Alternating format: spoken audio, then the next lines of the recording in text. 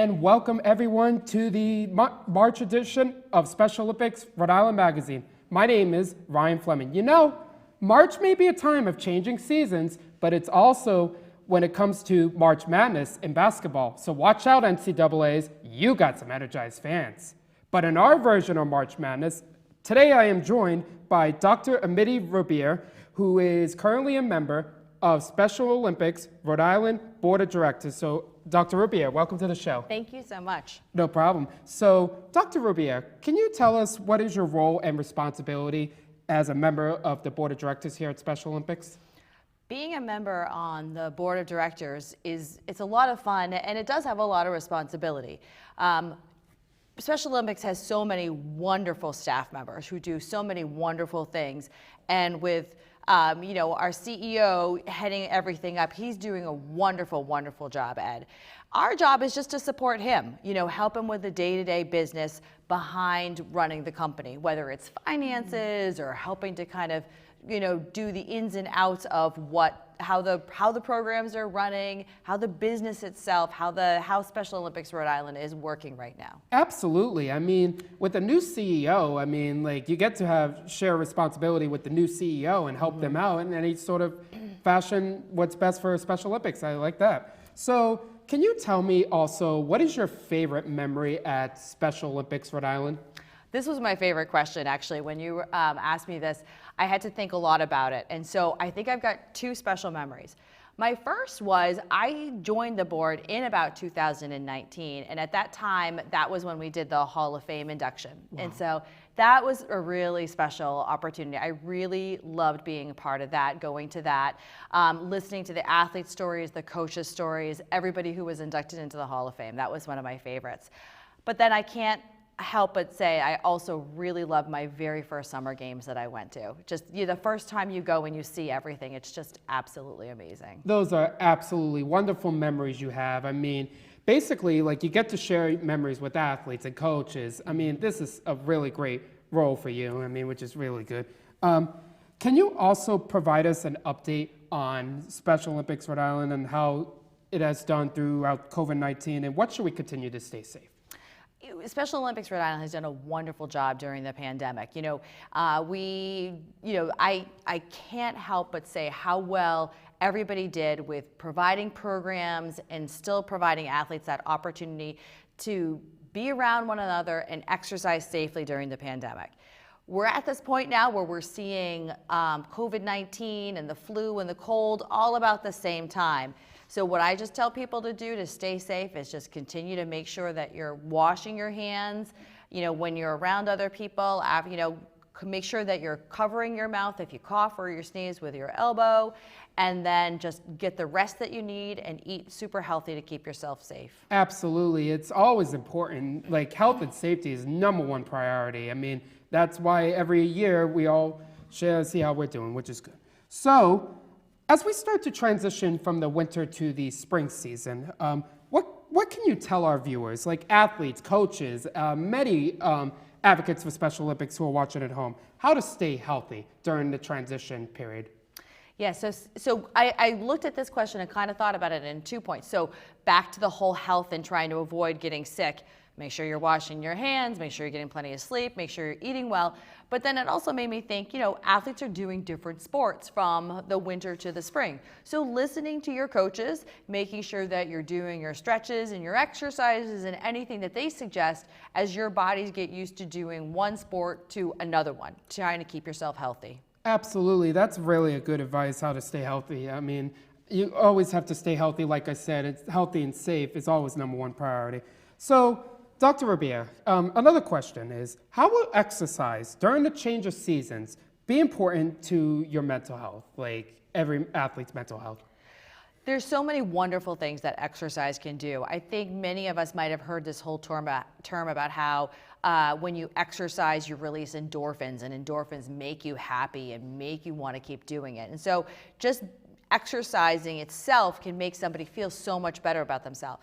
But then you get the aspect of being with your team, you know? And so that was one of the things that, again, Special Olympics did such a great job during the pandemic, is making sure that team members were still able to talk to one another through Zoom meetings and Zoom classes, because, you know, being around other people is so important for your mental health as well. Yeah, absolutely. Like, it's always about like talking with your friends, who are athletes, or maybe coaches who are good friends. Like, that is very, very important to your mental health too, which is absolutely amazing.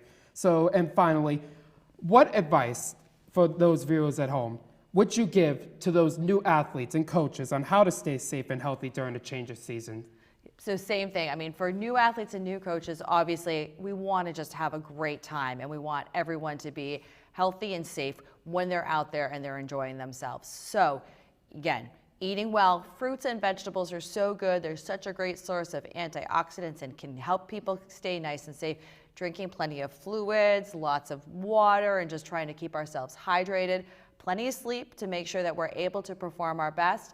And then, like I said, when you're performing, listen to your coach. If something doesn't feel right, whether it's your throat, your knee, your ankle, then talk to your coach, talk to your doctor, and get what you need to get done. Because everybody wants to have a good time, and you don't want to miss a lot of, of activities, so you want to be able to get right back to it. So keeping yourself healthy and safe and talking to your doctor if you have any questions is super important. Absolutely. Those are important people for many athletes to talk to, especially you as well. Dr. Amity Rubeor, thank you so much for being on the show. We really appreciate it. Thank you so much for having me. It's been a blast. No problem. We'll be right back after these messages.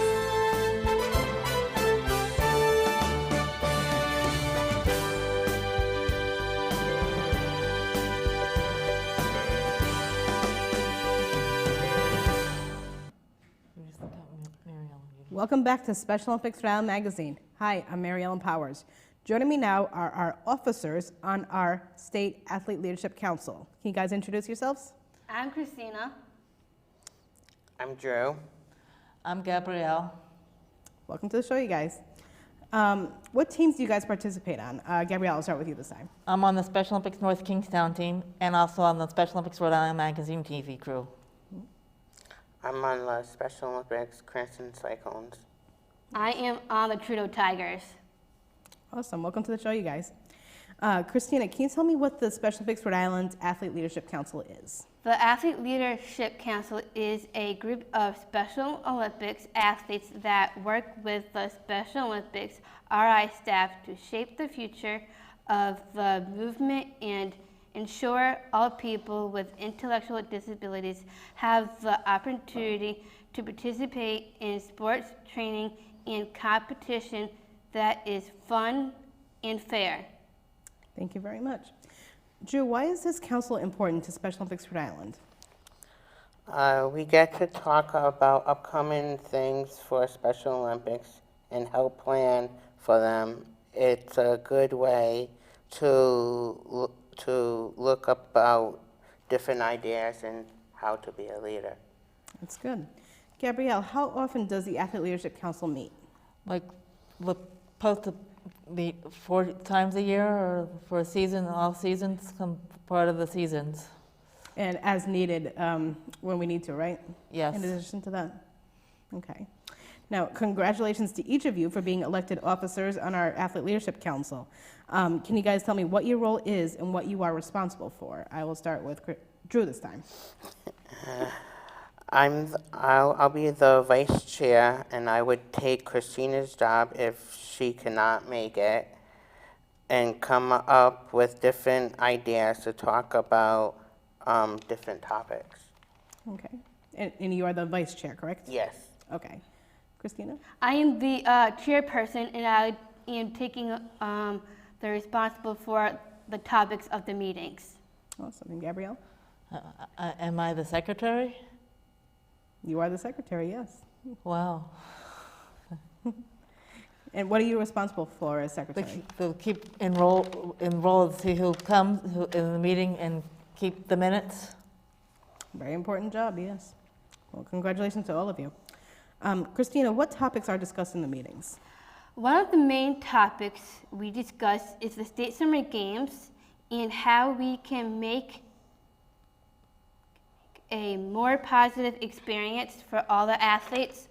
We discussed ideas on how we can continue to make the athletics experience fun and fair, and we bring in guest speakers to help us. We discuss ideas on how we can get more athletes involved. Thank you. Drew, what is the main responsibility for each athlete who serves as a member of the council? To be on time and to be a leader for everyone and to speak up. And they're doing it for their teammates too, right? They're being advocates Yes. for their teams? Yes. That's a very important job. Gabrielle, if anyone has questions about the Athlete Leadership Council, who should they contact? The pretty lady named Mary Ellen Powers. That's very sweet, thank you. And you're pretty too. All right, well, thank you all very much for joining me. Thank you. And congratulations again on your honors. Thank you. Thank you. Thanks. We dedicate this episode of Special Olympics Rhode Island Magazine to our producer, Jerry Walter. Thank you very much for all you have done for our show over the years. Happy retirement, Jerry. We love you.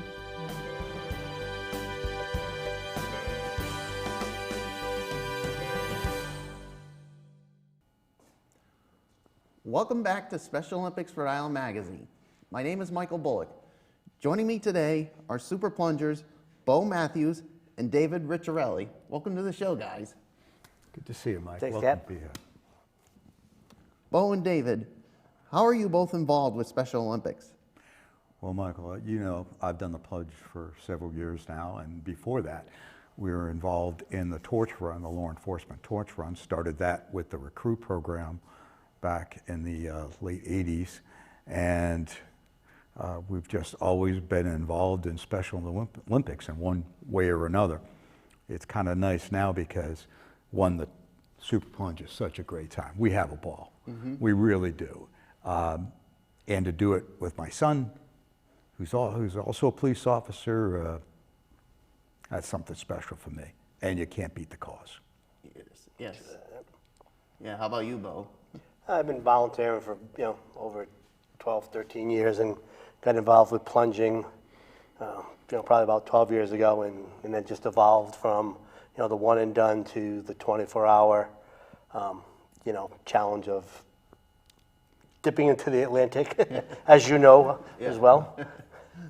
Yeah. So, Bo, can you tell us about the plunge weekend and when both plunges are taking place? Yeah, well, there's actually 3 plunges. There's the Unified School Plunge, which is Saturday. That's the 24th, and that'll take place down at Roger Wheeler Beach. Then we start our Super Plunge on Saturday, and we start at 1 o'clock. And then on Sunday, they have the Torch Run Plunge at noon, which also corresponds with our 24th plunge. And hopefully the weather will be good, especially after what we experienced with the frigid temperatures this past weekend. That would be pretty challenging if we started out at a negative 9 degrees. Yeah.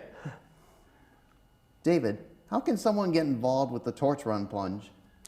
Well, first of all, there's a torch run page where you can go out and, for a fee, be involved in the plunge itself.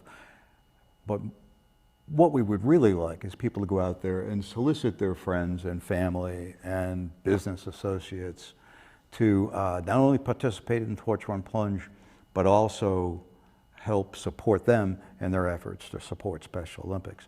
So there's a fundraising page. It's pretty easy to follow up, to fill in the application process, and to show up on Sunday and take that single plunge in the water with the rest of us and do a lot of good work for those 4,000 athletes in Rhode Island who benefit for this fundraiser. Yeah, and as you both have said so many times, no athlete pays to participate for athletes like me or anyone, for example. So One of the things too, Michael, that is very important to us as Super Plungers is it's not only the fact that raising the funds for this event, and whether it's the Torch Run Plunge, there's many events across the year. It's supporting the athletes throughout the course of the year, going to other events, going to like a bowling event, the truck convoy, a state game, a winter game where they have the snowshoeing and snowboarding. Those are all important part of what we do. It's, the state games is a big part, but also the Super Plunge, the fundraising that we do supports those athletes throughout the course of the year. Again, not having to worry about paying for any fees, but also having the proper gear and required equipment to participate. It's amazing, Michael, how just a small effort on the part of individuals coming together and supporting Special Olympics can have such a huge impact, not only on the athletes, but also their families and their loved ones. And I know I've seen it firsthand, and I can tell you it's amazing, and I haven't met anyone in law enforcement who is involved in the torch run that doesn't feel the impact of running into that stadium and seeing the gratitude of the family and the athletes. So there's a lot, Bo, sometimes do you think that we're on the short end of this, that just going in the water a few times, Michael, that the return really is for the athletes and for all that it actually does. We just do it because maybe we don't know better, but we just do it because, it's what we can do. But I think that the impact that the community can have in helping Special Olympics athletes and their families is overwhelming. We see it every day. Again, it's also the part of the whole, recognition of, diversity and inclusion throughout the course of the year. So it's not just this event, whether it's, a weekend or the state games, so as more and more individuals get involved, the awareness of, individuals with intellectual disabilities, that knowledge increases and the awareness increases. So we're very fortunate to be like they said, a small part of that. But as we promote and push, and we want people to get more involved on not a daily basis, but more interactive across the board. So, Bo and David, you've both been participating in the Super Plunge / Torch Run Plunge for over 10 years. Why do you plunge? Bo, you go ahead. Nothing better to do. Fill us up a weekend. It really is. This will be my 9th Super Plunge. My goal is to get to 10. I said that from the very beginning. We'll see what happens when I get to 10. But the realization is I've found something that is truly hits my heart. You've seen me interact with athletes since I've known you, which is probably about a dozen years. And that when that athlete comes up to you and high fives you or gives you a hug or one of these, it just makes you feel and forget about everything, because you become part of that world. I love doing what I do because I'm fortunate enough to be able to sponsor and work with athletes across the board from with all different intellectual disabilities, and they've become my friends. It's nice. I started it, and I still think of it now every time, because I hate cold water. Anytime I go into the water, I think of Mark Riccirelli, and I think of Studley Middle School. My cousin Mark was a few years younger than me and was born with some issues, I guess, because I can't say disability because he led a great life. He had great parents. My Uncle Lou, my Aunt Bubbles, Miranda, what we called her Bubbles. And if you met her for 5 minutes, you'd know why. Fantastic people. His older brother and his younger brother, they were a very tight family, and Mark's life was full. Even though there were things he couldn't do, he was a part of everything we did as a family. And so every time I go in the water, I think of how Special Olympics could have helped Mark, because Mark was on that cusp of age, like me, where the programs weren't really available. His, the family did a lot. And then I think at Studley Middle School, I had an opportunity. One of my football coaches freshman year was a special ed coach at Studley Middle School in Attleboro, Massachusetts. And I had a choice at my high school. I could go to religious ed, or I could do something in the community. It was a real tough sell going to spend a day with my coach and helping him with his phys ed classes. And those phys ed classes involved kids in special needs, and it opened my eyes up. I realized how how privileged we were and how lucky we were. And it was something that really changed my life, that interaction. Maybe it was what the program was supposed to do, because I know that being involved, seeing my cousin and the family and how hard they worked and how much love was shared there, and then going into the schools and seeing some people who didn't have the same advantages, but that you might have ability to have some impact over, it was a life-changing activity. And I was fortunate to do it. And then I look at, when we think about why we plunge, it's the legacy we leave. I know it's a selfish thing, but it is the legacy.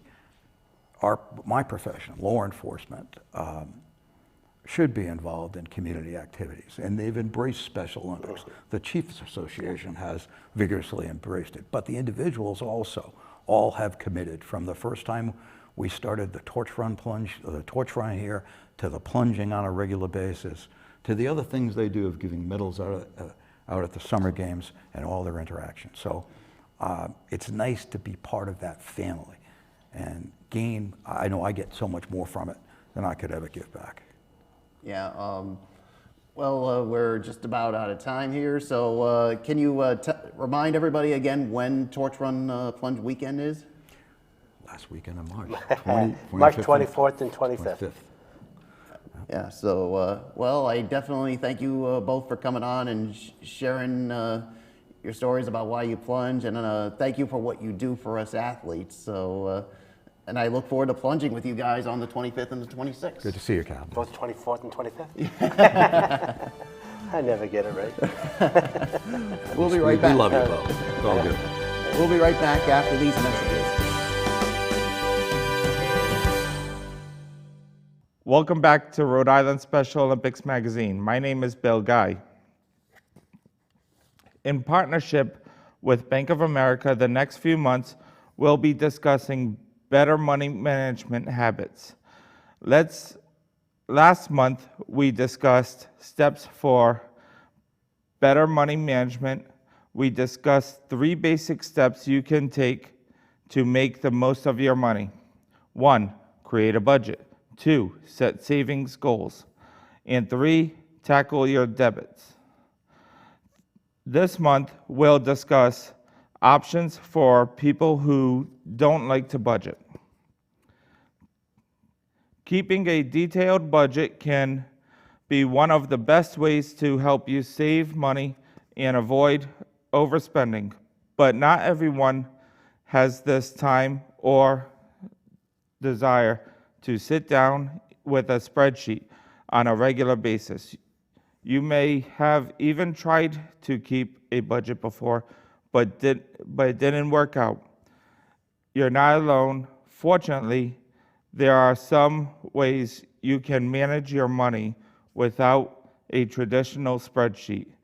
Now, the most important part of managing your money is making sure your needs are covered. Let's watch a video that provides new tips and techniques that can help you today and down the road with money management. Keeping a detailed budget can be one of the best ways to help you save money and avoid overspending. But not everyone has the time or the desire to sit down with a spreadsheet on a regular basis. You may have even tried to keep a budget before, but it didn't work out. You're not alone. Fortunately, there are some ways you can manage your money without a traditional spreadsheet. Now, the most important part of managing your money is making sure your needs are covered. This will require a bit of math, but it doesn't need to be complicated. Start by figuring out all of your regular monthly expenses. This will be your regular bills, like rent or mortgage payments, all your utilities, insurance payments, and any other loan or credit card payments you make each month. Then, estimate your other necessary expenses, like what you spend per month on groceries and transportation costs. Add all these costs up and you've got your baseline, what you need to cover every month. When it comes to paying your regular bills, setting up alerts on a calendar can help to remind you to pay them a few days before they're due. Or to make it even easier, you can try automating some of your payments. You can sign up for automatic bill pay with your utility companies, lenders, and in some cases even with your landlord. the amount you owe each month will be automatically withdrawn from your bank account or charged to your credit card. Automating payments can save you time and effort every month and help make sure your bills are paid on time. Just be sure you always have enough money available in your account to cover all of your automatic withdrawals. And if you use a credit card, make sure you can pay the balance in full each month in order to avoid paying interest on those charges. If you change your mind and decide that automatic payments aren't for you, you can always cancel your scheduled payments and go back to paying manually. Automatic payments can also be a great way to help you systematically pay down debt if you set up extra payments toward your loans. And they can help you grow your savings if you set up regular contributions to a savings account. This can be especially helpful if you've had trouble saving in the past. To help yourself prioritize saving, you can try thinking of saving as a bill you have to pay to yourself. Even if it's just a small amount, making automatic payments to yourself can help you build up an emergency fund or a retirement account. Once you've taken care of your regular bills and savings, you have a bit more flexibility with what's left. But if you find yourself overspending from month to month, you might want to try tracking your spending. One simple way of doing this is using the envelope method. While it might sound old-fashioned, putting a set amount of cash in envelopes each month for different purposes, like groceries, transportation, dining out, and just general spending money, can help you set limits on what you spend. So then, if you find yourself spending more than you had available in any of your envelopes, you might need to make adjustments the following month. Another way you can keep track of your spending with little effort is to use a single debit or credit card that can track and categorize your expenses for you. By keeping all of your purchases on one card, you'll only have one monthly statement that shows how much you've spent and where you spent it.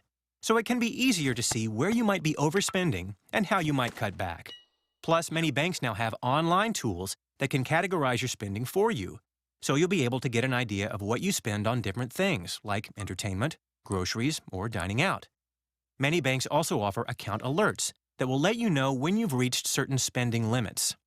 If using a single card is too limiting, money management software or apps can help you link all of your accounts and automatically track your spending and saving for you. Many of these have even more detailed tools to help you analyze your spending, and they also have alerts that can warn you if you might be overspending in one category. And finally, if you feel like setting limits on your spending is a challenge, consider making one of your goals a small reward to yourself, whether it's a treat at the end of a long week or putting aside a little extra toward a large purchase you really want. Rewarding yourself might help you feel more motivated about managing your money, as long as it doesn't push you into overspending. While a detailed budget can be a great motivational tool to help you cut costs and reach your savings goals, it's not the only answer. As long as you pay attention to the basics, make sure your needs are covered, manage your debts and savings, and avoid overspending, you will be setting the groundwork for a more secure financial future.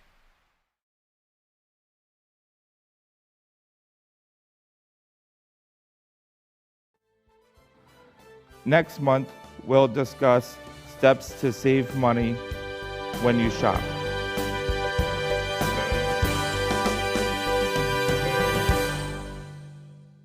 Welcome back to Special Olympics Rhode Island Magazine. Hi, my name is Mary Irons. I have some upcoming events to share with you. On State Winter Games for alpine skiing and snowboarding will be held on Saturday, March 12th at Yago Valley. The Super Plungers will be kicking off their 24-hour plunges on March 25th and ending on March 26th. The annual Torch Run Plunge will take place on Sunday, March 26th at Salty Brine Beach at noon. The Unified Champions School Plunge will take place on Saturday, March 25th at Roger Real Estate Beach. For more information on any upcoming events, please visit our website, www.specialolympicsri.org, or call 401-349-4900. Thank you for joining us this month. Special Olympics Rhode Island Magazine. See you next month.